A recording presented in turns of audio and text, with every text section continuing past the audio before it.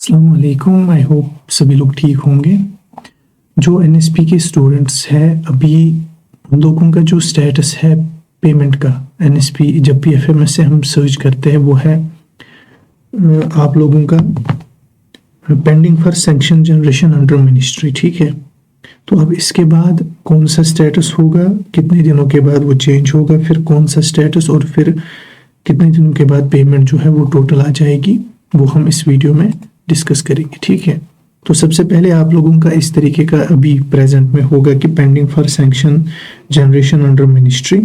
ठीक है, तो इसके बाद जो आपका स्टेटस आएगा वो आप लोगों का इस तरीके का होगा कि अंडर प्रोसेसिंग विद मिनिस्ट्री। ठीक है, तो यहाँ से pending for sanction generation under ministry से अंडर प्रोसेसिंग विद मिनिस्ट्री तक टोटल जो है कम से कम 15 डेज जो है वो लगते हैं। ये कंफर्मेशन हमने किया है। तो जब आप लोगों का pending for sanction generation under ministry से अंडर प्रोसेसिंग विद बैंक होगा, कम से कम 15 दिनों के बाद ये स्टेटस जो है वो चेंज होता है। हो सकता है इसमें ज़्यादा भी लग जाए, कभी कम भी लग जाए, मगर मिनिमम जो एवरेज आज तक देखा गया है वो है कम से कम 15 डेज। ठीक है, अब इसके बाद 10 से 15 दिन और लगेंगे और फिर आप लोगों का स्टेटस होगा under processing with bank for payment. ठीक है, इसमें लगेंगे कम से कम 10 से 15 दिन।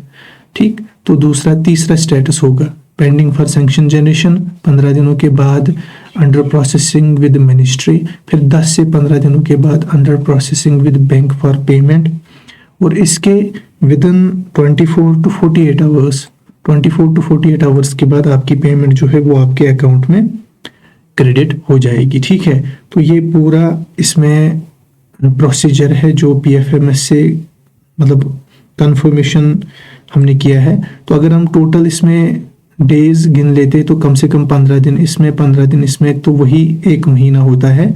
तो उसी को मैंने आप लोगों को बोला था कि अप्रैल के एंड तक आपके पैसे जो है वो आपके अकाउंट में क्रेडिट हो जाएंगे। ठीक है, तो ये स्टेटसेस है जो आपका पीएफएमएस की पेमेंट में चेंज होता रहता है। अब आप लोगों का क्वेश्चन होगा कि फिर कैसे पेमेंट उस दिन आ गई बहुत सारे स्टूडेंट्स की, क्योंकि वो फाइनेंशियल ईयर की क्लोजिंग थी और फाइनेंशियल ईयर की क्लोजिंग 31 को हुई थी, तो उनको ट्रांजैक्शन दिखानी थी, कुछ ना कुछ ट्रांजैक्शन दिखानी होती है क्लोजिंग से पहले, तो इसीलिए उन्होंने कुछ बच्चों की कुछ पेमेंट जो है वो रिलीज़ की है।